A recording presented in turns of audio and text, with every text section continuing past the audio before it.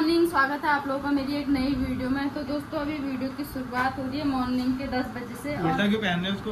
और हम लोग जा रहे हैं अभी हॉस्पिटल की तरफ को, क्योंकि परसों ना दीदी के टेस्ट कराए थे तो आज उसी की रिपोर्ट लेने के लिए हम लोग जा रहे हैं। और आज हम लोग जा रहे हैं मास्क लगा के, कोरोना आ गया है ना, तो अभी अपनी सेफ्टी बहुत ज़रूरी है। प्रेगनेंसी में मेरी भी सेफ्टी ज़रूरी है, दीदी की भी सेफ्टी ज़रूरी है, क्योंकि दीदी वीक है और वीक इंसान को ना जल्दी से इन्फेक्शन हो जाता है। तो वंशु के पापा हम सब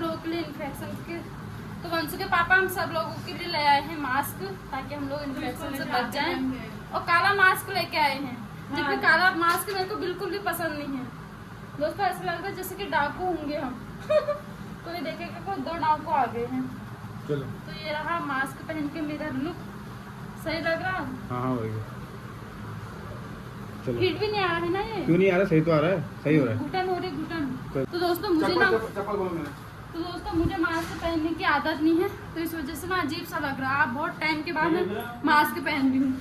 हम लोगों की शादी हुई थी लॉकडाउन में, कोरोना काल में, तब भी मैंने मास्क नहीं पहना और अब मास्क पहनना पड़ा मुझे। आओ फिर ले क्यों कर रहे हो? पानी की बोतल रख ली है? तो अभी हम लोग नाश्ता करके निकल रहे हैं। आज हम लोगों ने नाश्ते में खाए थे प्याज के पराठे, तो बहुत ज़्यादा हैवी हो रहे। 2 पराठे खा लेना सबने। सुनो, ऊपर छत से मेरा दुपट्टा ला दो।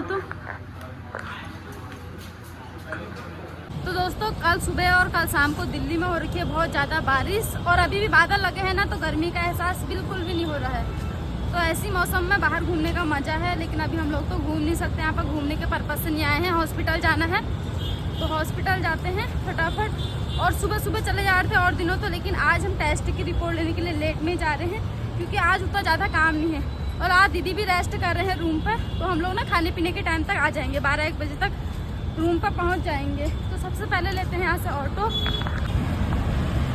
दोस्तों यहाँ से ना हमको हॉस्पिटल जाने में ज़्यादा दिक्कत नहीं आती है, क्योंकि ऑटो की सुविधा है और ऑटो ना पूरा हॉस्पिटल के अंदर तक जाता है। और दोस्तों वंशु के पापा मास्क नहीं खोल रहे अपना। खोल लो, आसान नहीं आ रहा तुमको, इतना गर्म मास्क है गर्मी में। प्रोटेक्शन देगा ना।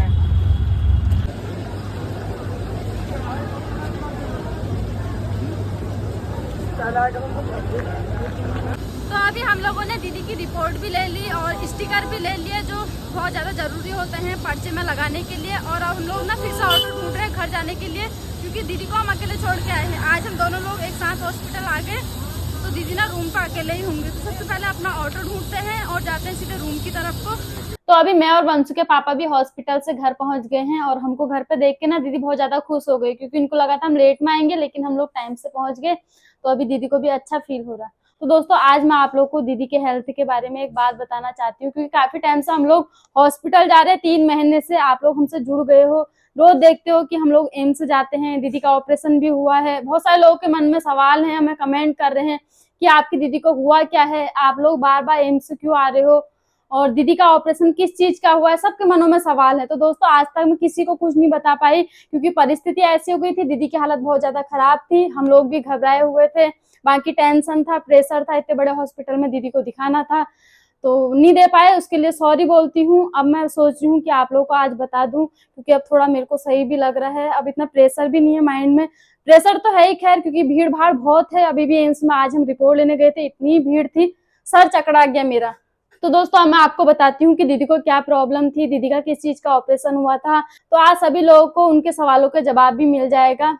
तो दोस्तों ये रही हमारी दीदी, और दीदी कर रहे हैं अभी आराम, क्योंकि दीदी को ना बहुत ज्यादा कमजोरी है, ज्यादा देर तक ना बैठ पा रहे हैं ना चल पा रहे हैं। तो दीदी कर रहे हैं आराम, और दीदी को काफी अच्छा लग रहा है जब से हम लोग हॉस्पिटल से आए हैं, क्योंकि दीदी अकेले में बोर हो रहे थे, और अकेले में ना दीदी को घबराहट भी होती है, डर भी लगती है। तो इस वजह से हम लोग दीदी को कभी भी अकेला नहीं छोड़ते, या तो मैं रहती हूँ इनके पास या वंशु के पापा रहते हैं।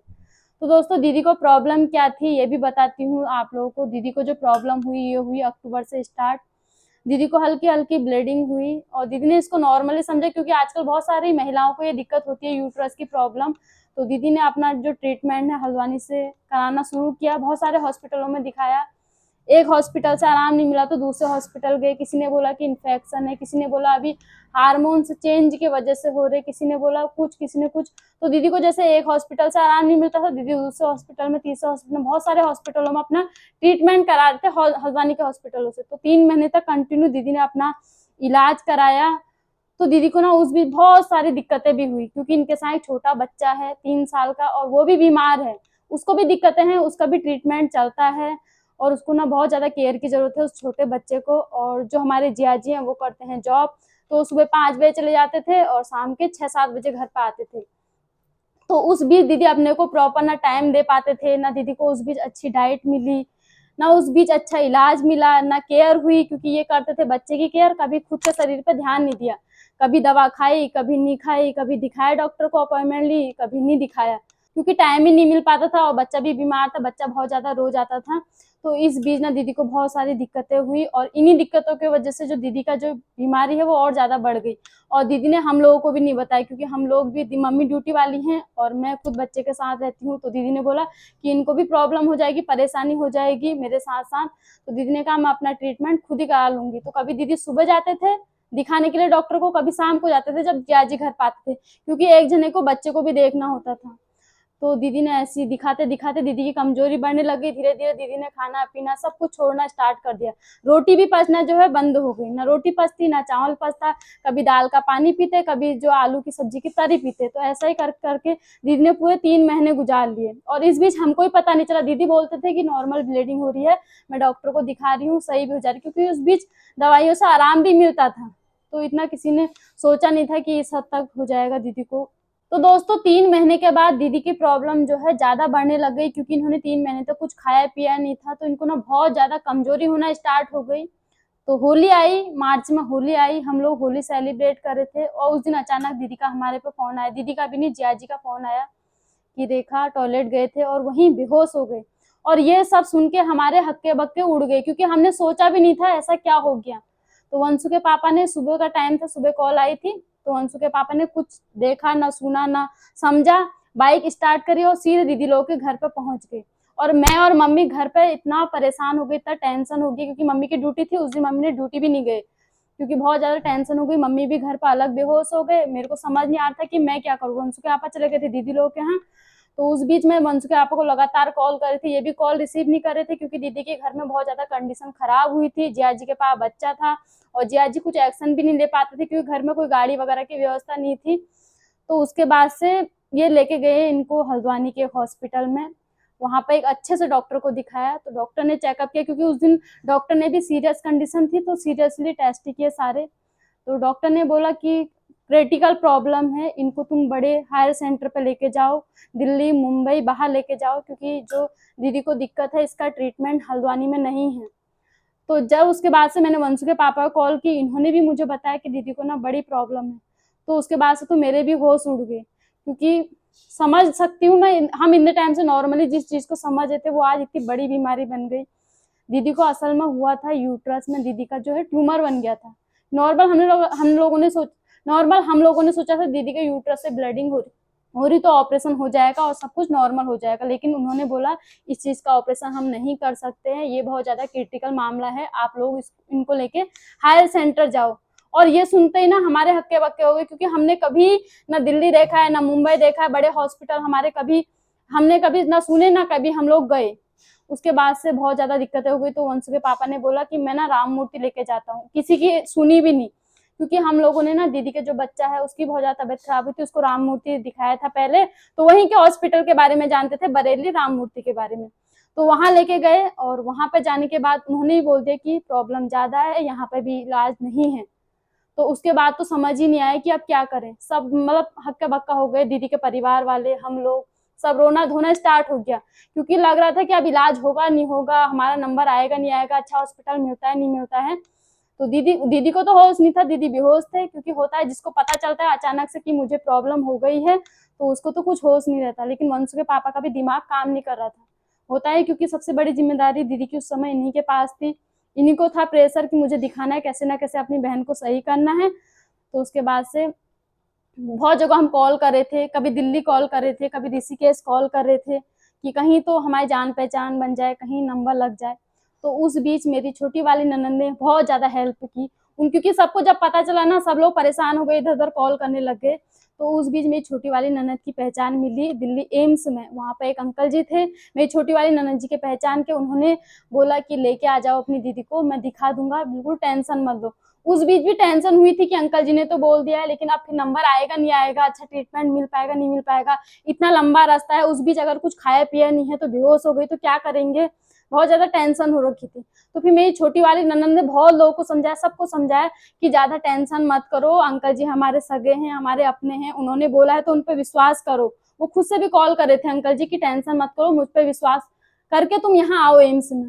तो फिर वंशु के पापा ने डिसीजन लिया कि हाँ अब तो एम्स दिखाना है। उस बीच बहुत सारे लोगों ने मना भी किया कि ना वहां पर एम्स में नंबर नहीं आता, 3 महीने 4 महीने 5 महीने में नंबर आता है, तुम कहाँ पढ़ रहे हो चक्करों में, कहाँ जा रहे हो।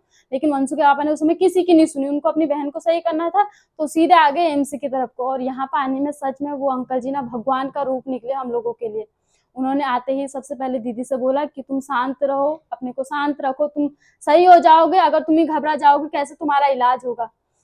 तो उसके बाद यहाँ आने के बाद जैसे हॉस्पिटल में दिखाया तो डॉक्टरों ने देखा दीदी को, उन्होंने बोला, डॉक्टरों ने, एम्स के डॉक्टर ने, हाँ तुमको सच में बहुत ज्यादा प्रॉब्लम है, लेकिन तुम्हारी प्रॉब्लम इतनी भी बड़ी नहीं है कि इलाज ना हो सके, यहाँ पर इस चीज का इलाज है, बस तुमको ना अपने को स्वस्थ रखना पड़ेगा। तुमने 3-4 महीने से कुछ नहीं खा रखा है, तुम ना इलाज करने की कंडीशन में नहीं हो, और ऐसी कंडीशन में हम तुम्हारा इलाज करेंगे भी नहीं, क्योंकि हमने तुम्हारा इलाज किया, अगर तुम्हारी तबीयत खराब होगी तो और ज्यादा रिस्क हो जाएगा। सबसे पहले तुम खाना पीना स्टार्ट करो, चुकंदर का जूस पियो, अनार का जूस पियो, डाइट अच्छी लो, उसी के बाद से हम तुम्हें देखेंगे। तो उसके बाद से हमारे भैया हैं पहचान के, हम लोग पूरा 1 हफ्ता वहां पर रहे। उस बीच मैं नहीं आई थी दिल्ली, दीदी की सास, वंशु के पापा और हमारे 1-2 रिलेटिव हैं जिया जी लोग, वो आए थे दीदी के साथ। तो उसके बाद से वंशु के पापा ने मुझे कॉल किया कि तुम्हें भी आना पड़ेगा दीदी की केयर के लिए, अभी बहुत ज्यादा जरूरत है। तो मैं भी आ गई, मैंने आओ देखना था, कैसे ना कैसे दीदी को सही करना था, माहौल इतना टेंशन भरा हो गया था घर में। तो मैं भी आई और मैंने और वंशु के पापा ने और दीदी लोगों ने, भैया लोगों ने, सब ने मिलके दीदी का उस समय जो है प्रॉपर डाइट देना स्टार्ट कर दिया। जूस बनाते थे हम दिन भर, 4-4 5-5 गिलास जूस निकालते थे, चुकंदर का, अनार का, क्योंकि डॉक्टरों को दिखाना था और डॉक्टर ने बोला था जब मेरे सामने तुम सही कंडीशन में होगे तभी हम तुमसे बात करेंगे, तुम्हारा ट्रीटमेंट स्टार्ट करेंगे। तो हमको 1 हफ्ते का टाइम दिया था और उस बीच दीदी को फिट करना था। तो वंशु के पापा और मैंने उस बीच बहुत ज्यादा मेहनत की है, ये सच में दीदी भी जानते हैं, और जो उस बीच भैया लोग हमारे साथ रहे उनको भी पता है। तो हमने दीदी को जैसे तैसे सही किया, दीदी को थोड़ा चलने लायक बनाया, क्योंकि दीदी ना कहीं भी जाते थे तो वहीं पर लेट जाते थे, चाहे वो एम्स का आंगन हो, कहीं पर बगीचा हो, कहीं पर रोड हो, तो दीदी ना आओ ना ताओ कुछ नहीं देखते थे, बस लेट जाते थे। और इनको ऐसे कंडीशन में देख के हमको टेंशन होती थी, क्योंकि वो उसके आप हाथ पकड़ते थे, मैं पैर पकड़ती थी, तब हम लोग इनको दूसरी तरफ को ले जाते थे। तो उसके बाद 1 हफ्ते बाद हम लोग आए तो डॉक्टर ने बोला कि फिर यहाँ टेस्ट वेस्ट हुए, तो डॉक्टर ने बोला कि आपका जो है ऑपरेशन होगा, और आपका ऑपरेशन बहुत बड़ा है, और आपके ऑपरेशन के लिए हमको पहले आपको एडमिट करना पड़ेगा 1 हफ्ते पहले। तो दीदी को 1 हफ्ते पहले यहाँ एम्स में एडमिट किया उस टाइम पे। तो 1 हफ्ते जब दीदी एडमिट रही, मैं रही इनके भी साथ हॉस्पिटल में। उस बीच इनके लगातार टेस्ट हुए, लगातार जांचें हुई, क्या इनको दिक्कतें हो रही है, सब देखा डॉक्टरों ने, और डॉक्टरों ने देखा कि हम इनका ऑपरेशन कर सकते हैं या नहीं कर सकते। तो बहुत कुछ क्वेश्चन भी कर रहे थे डॉक्टर, पूछने के लिए आ रहे थे कि तुम्हें मेंटली क्या प्रॉब्लम हुई, कैसे तुम्हें दिक्कतें हुई, कब से दिक्कतें हुई, तुमने आज तक दिखाया क्यों नहीं, तुम्हारे कितने बच्चे हैं, जिया जी को लेकर, पूरी फैमिली को लेकर बहुत सारे क्वेश्चन कर रहे थे। तो दीदी उस समय सही कंडीशन में हो गए थे कि जवाब देने लायक, क्योंकि वो ना जवाब देने के लायक दीदी को जानना चाहते थे कि है या नहीं है। तो दीदी उस समय थोड़ी सही कंडीशन में हो गए थे, तो डॉक्टरों को लगा हाँ ऑपरेशन कर सकते हैं। तो दीदी का ऑपरेशन हो गया। उस समय बहुत सारे लोगों ने हमारा साथ दिया, जितने हमारे एम्स में पहचान के थे, हमारे सब्सक्राइबर, वो सारे हमसे मिलने के लिए आ रहे थे। उन्होंने बोला किसी भी चीज़ की प्रॉब्लम हुई हमें बताना। हमारे भैया, मेरी छोटी वाली ननद है, उनके हस्बैंड, उन्होंने ये पूरा दिन रात एक किया। उनकी खुद की तबीयत खराब हो गई उसके बाद तो, और वंश के पापा हो गए, मैं हो गए, और हमारे और भी भैया लोग हैं, दीदी की सास हो गई। तो हम सब लोगों ने मिलकर दीदी को उस टाइम पे सही किया, ऑपरेशन के लायक बनाया। ऑपरेशन होने के बाद क्या हुआ, जिस दिन दीदी का ऑपरेशन हुआ मैं ही थी, क्योंकि एक ही लेडीज को अलाउ था अंदर। तो दीदी के होंठ पूरे सूख जा रहे थे, दीदी बेहोश पड़ जा रही थी, और उस रात में मैं बहुत ज्यादा घबरा गई, क्योंकि पूरी रात बोतल चढ़ रही थी ग्लूकोज की। तो मुझसे बोला था डॉक्टर ने तुम्हें झपकी नहीं लेनी है, अगर ग्लूकोज की बोतल जो बंद हो गई तो इनका जो सारा खून है वापस चले जाएगा, और रिस्क हो जाएगा, क्योंकि ऑलरेडी बीमार है, कमजोर है, इनमें हीमोग्लोबिन कम है, तो इनको ना बेहोश होने का जो है चांस ज्यादा है। तो उस रात में सोई नहीं, मैंने पूरी रात इनके होंठ भिगाए हैं। मेरे को भी इतना आइडिया नहीं था, जैसे तैसे ऑपरेशन के 1 हफ्ता गुजरा। 1 हफ्ते बाद हमको घर जाने के लिए बोल दिया। घर पे आए, रूम पे ना कुछ सामान था, यही रूम था, उस समय भी हमको यही रूम मिला था। यहाँ पर हमने पहले राशन पानी रखा था, सारा चूहों ने खा रखा था, बिस्तर जो है हमारा चूहों ने कुतर दिया था। तो जैसे तैसे मैंने जो हमारे अगल बगल हमारे वीडियो देखते थे भैया लोग, उनके घर पे गई, वहां से बिस्तर लाई, कहीं से खाने की चीजें लाई, कहीं से कैसे करके मैंने मैनेज किया, क्योंकि उस टाइम पे मैं अकेले ही थी। वंश के पापा भी घर चले गए थे और जो मेरी ननद जी के हस्बैंड है वो भी घर चले गए थे, क्योंकि बोला था डॉक्टर ने ज्यादा लोग अलाउ नहीं है, तो एक हफ्ता यहाँ पर रह के क्या ही करते। मैं और दीदी हॉस्पिटल के अंदर का खाना खा रहे थे। यहाँ पर रूम पर आने के बाद दीदी लोगों ने बहुत ज्यादा हेल्प भी की, मैंने आप लोगों को दिखाया भी है पिछली वीडियो में, कभी स्पेशली उनके साथ और वीडियो बनाऊंगी। तो एक हफ्ते के बाद फिर डॉक्टर ने बुलाया था टाँके काटने के लिए। जब हम टाँके काटने के लिए गए तो डॉक्टर ने बोला कि टाँके टूट चुके हैं, और ये सुनते ही ना फिर टेंशन वाला माहौल हो गया। समझ ही नहीं आ रहा था आप क्या करें, कैसे इस सिचुएशन से निकले, कभी हम अपने घर जा पाएंगे नहीं जा पाएंगे, यही सोचे थे। फिर उसके बाद से डॉक्टर ने बहुत सारे इंजेक्शन लगाए दीदी को, फिर अंदर से बहुत सारी दवाइयाँ डाली, फिर उन्होंने बोला कि एक हफ्ता प्रॉपर रेस्ट करना है। तो एक हफ्ते फिर हम रूम पर आ गए थे, यहाँ पर रेस्ट किया। उस बीच एंटीबायोटिक इंजेक्शन डाले दीदी को, तो दीदी थोड़ा अच्छा सही फील करने लग गए, और जो टाँके थे वो भी घाव अंदर के पूरे होने लग गए।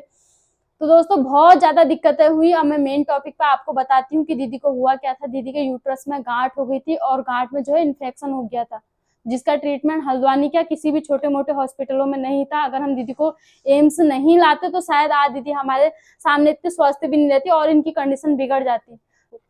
तो दोस्तों ये थी हमारी दीदी की दिक्कत, और इसमें हमारा बहुत सारे लोगों ने साथ दिया है, तो उनका मैं तहे दिल से फिर से धन्यवाद करती हूँ। आप लोगों की कृपा की वजह से आज हमारी दीदी जो है स्वस्थ हैं। स्वस्थ क्या है, अभी भी इनको बहुत ज्यादा कमजोरी है। डॉक्टर ने बोल रखा पूरा 1 साल इनको रेस्ट करना है, और अभी 2 साल तक हमको एम्स आना लगातार। हर 3 महीने में एम्स में इनका चेकअप होगा, इन्फेक्शन देखेंगे, पूरे टेस्ट होंगे। तो 2 साल तक तो हमको आना ही है दोस्तों। अगर हम शुरू में अगर दीदी के साथ लापरवाही नहीं करते, एक्शन ले लेते, अच्छे हॉस्पिटल में दिखा देते, तो इतना कुछ नहीं होता। तो कोई नहीं, जो भी है भगवान ने इतना साथ दिया कि दीदी अभी भी सही हो गई। ऑपरेशन हो गया, हमको उस टाइम पे डॉक्टर भी अच्छे मिल गए, डॉक्टर ने फटाफट एक्शन लिया। तो जो भी है भगवान जी का मैं शुक्रिया अदा करना चाहती हूँ कि उन्होंने हमारी दीदी को जो है सही कर दिया। और अब ट्रीटमेंट तो खैर हम नॉर्मली कराते रहेंगे, उसमें कोई दिक्कत नहीं है। अब हम एम्स में जान भी गए हैं कि यहाँ पर कौन सी बिल्डिंग है, कहाँ पर दिखाना है, डॉक्टरों से ही पहचान हो गई, तो अब उतनी दिक्कत वाली बात नहीं। लेकिन शुरू में जो हमारे साथ कंडीशन हुई थी ना, जो हमारे रूह कांप गई थी होली के बाद हम लगातार अभी तक परेशानी है। तो उस बीच बहुत सारे लोगों ने हमारा साथ दिया था। तो दोस्तों ये थी दीदी की प्रॉब्लम, और आप लोगों को भी मैं इस अपनी वीडियो के माध्यम से आज एक संदेश देना चाहती हूँ। अगर आप लोगों को छोटी मोटी कैसी प्रॉब्लम होती है तो घर में बिल्कुल मत बैठना, नॉर्मल मत लेना, क्योंकि आजकल का टाइम ऐसा है कि नॉर्मल जो बीमारियां होती है ना कब बड़ा रूप लेती पता नहीं चलता, क्योंकि खान पानी ऐसा है, पूरे केमिकल वाली चीजें हम लोग खा रहे। पहले के लोग होते थे स्वस्थ क्योंकि वो नेचुरल चीजें खाते थे। दोस्तों ये लापरवाही कभी मत करना, और क्योंकि हम लोगों को भी अभी पता चला है तो आगे से हम लोग भी इस चीज का ध्यान देंगे। तो दोस्तों ये थी मेरी छोटी सी वीडियो। काफी लोगों का इसमें सवाल थे, मनों में सवाल होता ही है। हम हर चीज दिखा रहे, वीडियो दिखा रहे, इतने टाइम से एम्स में भागा दौड़ी का दिखा रही हूँ, ऑपरेशन का दिखा रही हूँ, सब चीज का दिखा रही हूँ, लेकिन बताया कभी नहीं। तो आज आप लोगों के क्वेश्चनों के जो आंसर है मिल गए होंगे। अभी बहुत सारे क्वेश्चन है कि जियाजी क्यों नहीं आते हैं, दीदी का बेटा कितना बड़ा है, बहुत सारे क्वेश्चन है। तो एक वीडियो में मैं हर क्वेश्चन का आंसर नहीं दे सकती, तो मैं कोशिश करूंगी ना कि धीरे धीरे आप लोगों के क्वेश्चनों का आंसर दूं। तो आप अपने क्वेश्चन मेरे सामने रख सकते हो कमेंट के जरिए, मैं भी आंसर देना चाहती हूँ, क्योंकि मैं भी चाहती हूँ ना अगर आप लोग मेरे से दिल से जुड़े हो तो मैं भी अपनी दिल की बातें जो है शेयर करूँ आप लोगों के साथ। कभी कभी सिचुएशन ही ऐसी हो जा रही, तो दोस्तों अभी थोड़ा सिचुएशन धीरे धीरे सही हो रही है। अभी भी दीदी को प्रॉपर केयर करनी है, इनको अकेले में घबराहट हो जा रही है, एंजाइटी। उस बीच भी इनकी बहुत बार तबियत खराब हुई है हमारे घर रहने के बाद। जैसे ये ऑपरेशन के बाद अभी हम लोग इनको घर लेके गए हैं, तो कितने दिन हम इनको लोकल हॉस्पिटल लेके गए हैं, क्योंकि कभी इनको एंजाइटी हो जा रही, कभी हाथ पैर छोड़ दे रहे, कभी घबराहट से खाना खाना छोड़ दे रहे। तो अभी इनको ना डॉक्टर ने हमसे एक बात बोली है कि इनको ना टेंशन भरे माहौल से दूर रखना है, खुशनुमा बनाना है। इनके साथ वीडियो बनाओ, तुम मेरे से बोल रहे थे, उनको पता है कि मैं रील बनाती हूँ, तो मुझसे बोल रहे थे रील बनाओ ताकि इनका भी मन लगे। अकेले में बहुत ज्यादा सोचा विचारी रहती है। अभी दीदी अपने बच्चे से भी दूर है, पति से दूर है, होता ही ऐसे में बहुत ज्यादा टेंशन होती है एक औरत को परिवार के अलग रहने के साथ साथ। तो कोई नहीं, धीरे धीरे सब कुछ नॉर्मल होगा। भगवान जी का आशीर्वाद रहना चाहिए, आप लोगों का प्यार और आशीर्वाद होना चाहिए। तो दोस्तों ये थी दीदी के स्वास्थ्य को लेकर एक छोटी सी स्टोरी। तो दोस्तों ये इसी वजह से हमारी दीदी इतनी बीमार है, इतनी कमजोर है, इतनी वीक हो गई। अभी दीदी का यूट्रस भी निकल चुका है, यूट्रस के जो अगल बगल के पार्ट्स होते हैं, ओवरी वगैरह, वो भी निकल चुके हैं। तो सोच सकते हो अगर औरत के उसमें से इतना बड़ा पार्ट निकले तो कितना ब्लड लॉस होता है और कितनी कमजोरी आ सकती है। तो अभी कुछ टाइम तक केयर करेंगे ना तो दीदी सही हो जाएंगे। इस वजह से हम लोगों ने दीदी को अपने पास ही रखा है ताकि दीदी की केयर कर पाए। और इतने टाइम से दीदी अकेले थी ना, तो ना अपना इलाज करा पाए, ना अपनी केयर कर पाए, ना अपने को देख पाए, ना अपने को प्रॉपर टाइम दे पाए। तो अभी हमारे साथ रहेंगे तो हम दीदी का इलाज कराएंगे। और बहुत सारे लोग मुझसे ये भी बोलते हैं, आज बातों ही बातों में एक बात और आ गई कि तुम दीदी की इतनी केयर क्यों करते हो। तो दोस्तों, अगर मैं केयर नहीं करूंगी तो कौन करेगा। सच में अपने ने अपनों का साथ देना चाहिए। ऐसी घड़ी में तो हमको दूसरों पे भी दया आ जाती है। तो दीदी तो अपने हैं, इन्होंने भी बहुत कुछ झेल रखा है लाइफ में। हमको बताते नहीं है, टेंशन नहीं देते, लेकिन हमको ना खुद से समझना पड़ेगा। तो ये वीडियो बहुत ज्यादा लंबी बन गई है और बहुत सारे क्वेश्चन है, उनके आंसर मैं अगली वीडियो में दूंगी। इस वीडियो को यहीं पे एंड करती हूँ। अगर वीडियो अच्छी लगी तो वीडियो को लाइक करना, शेयर जरूर करना, और आपके जो भी मन में सवाल होंगे मुझसे आप पूछते रहना कमेंट के जरिए। मैं कोशिश करूंगी कि आपके सवालों का जवाब दूं अगली वीडियो के जरिए। तो तब तक के लिए बाय। जय देवभूमि उत्तराखंड।